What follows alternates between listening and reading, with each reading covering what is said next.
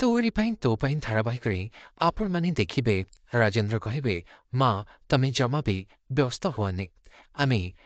ସିଆକୁ ନିଶ୍ଚୟ ଜେଲରୁ ବାହାର କରିବା ରତନ ଆଉ ରାମ ଯାଇଛନ୍ତି ମାନେ ସେମାନେ ନିଶ୍ଚୟ କିଛି ବ୍ୟବସ୍ଥା କରିକି ଆସିବେ ଏହି ସମୟରେ ରତନ ଓ ମାଧବୀ ଆସି ସେଠାରେ ପହଞ୍ଚିବେ କାମିନୀ କହିବେ ରତନ ମାଧବୀ ତମେ ଦି ଜଣ ତ ଆସିଲ ହେଲେ ସିଆ କାହିଁକି ଆସିଲାନି ସେ କୋଉଠି ଅଛି ମାଧବୀ କହିବେ ମା ସିଏ ଆଉ କେବେ ବି ଆସିବନି ସେଇ ସଟ୍ଟପର ଝିଅ ଦୁର୍ଗା ତାକୁ ପୁଣି ଥରେ ଫସାଇ ଦେଇଛି ଆଉ ସେ ଜେଲରୁ ମୁକୁଳି ପାରିବନି ଏଥର ତା ନାଁରେ ଆହୁରି କେସ୍ ଷ୍ଟ୍ରଙ୍ଗ ହେଇଯାଇଛି ଏହାପରେ ରତନ ସବୁ କଥା କାମିନୀ ଓ ରାଜେନ୍ଦ୍ରକୁ କହିବେ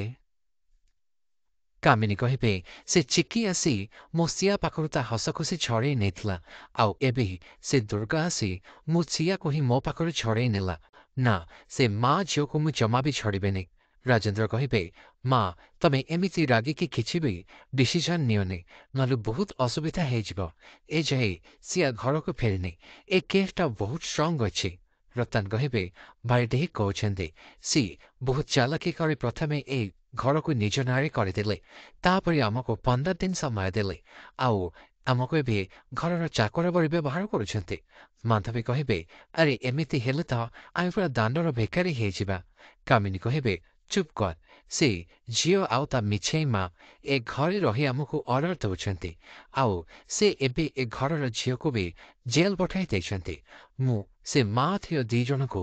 ଜମା ବି ଛାଡ଼ିବିନି ରତନ କହିବେ ମା ଏଥିରେ ସିଆ ପାଇଁ ହିଁ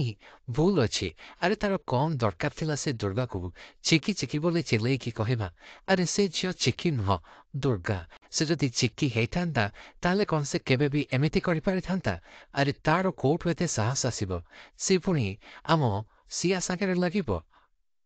ଇ ଝିଅ ମହାଦ୍ରୁତ ଅଛି ଦେଖୁନ କି ଚମତ୍କାର ଭାବରେ ଗେମ୍କୁ ଖେଳିଦେଲା ସିଆ କଣ ଏସବୁକୁ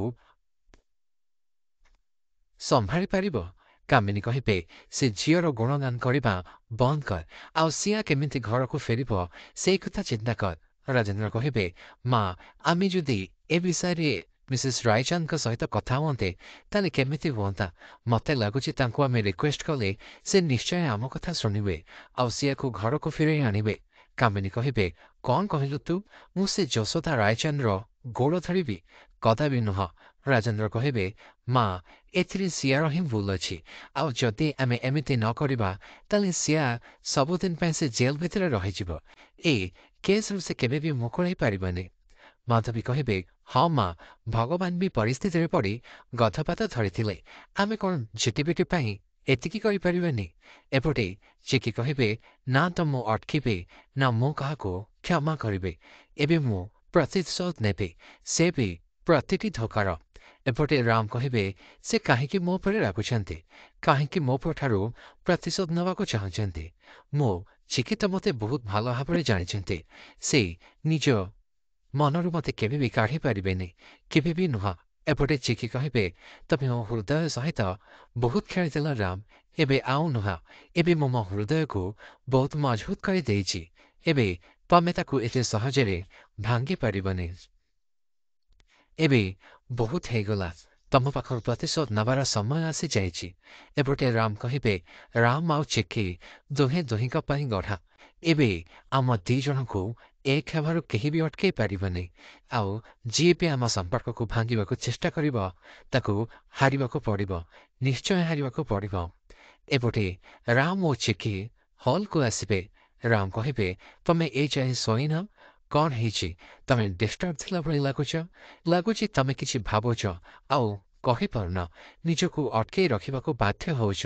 ନିଜ ପରିଚୟ ତମେ ସମସ୍ତଙ୍କ ସାମ୍ନାରେ କାହିଁକି ଲୁଚେଇ ରଖିଛ ମିସ୍ ଦୁର୍ଗା ରାୟଚାନ୍ଦ ଏବେ କିନ୍ତୁ ତମେ ମିଛ କହିପାରିବନି କୁହ ଯେ ତମେ ମୋ ଚିକି ବୋଲି ଚିକି କହିବେ ହଁ ମୁଁ ଚିକି ରାମ କହିବେ କାହିଁକି ତମେ ଏ ଯାଏଁ ମୋତେ ମିଛ କହୁଥିଲ ଚିକି କହିବେ କେବଳ ତମ ପାଇଁ ତମେ ମୋ ସହିତ ଏତେ ବଡ଼ ଧୋକା କାହିଁକି କଲ କାହିଁକି ମୋ ଭଲ ପାଇବାକୁ ଏଡ଼େଇ ଦେଇ ସେ ରୁହିର ସାଥ ଦେଲ ରାମ କହିବେ କିନ୍ତୁ ଏବେ ଆମକୁ ସେ ରୁହି ଅଲଗା କରିପାରିବନି ଆମ ଭିତରେ ଥିବା ସବୁ ଦୂରତାକୁ ମୁଁ ଦୂରେଇ ଦେବି ଚିକି ମୁଁ ତମର ସବୁ ପ୍ରଶ୍ନର ଉତ୍ତର ଦେବି ଏହି ସମୟରେ ରୋହିଙ୍କ ନିଦ ଭାଙ୍ଗିଯିବ ଆଉ ଏଇଟା ତାଙ୍କର ସ୍ୱପ୍ନ ଥିବ ରୋହି କହିବେ ନା ସେମିତି କେବେ ବି ହବନି ଆଉ ମୁଁ ସେମିତି ହବାକୁ ହିଁ ଦେବିନି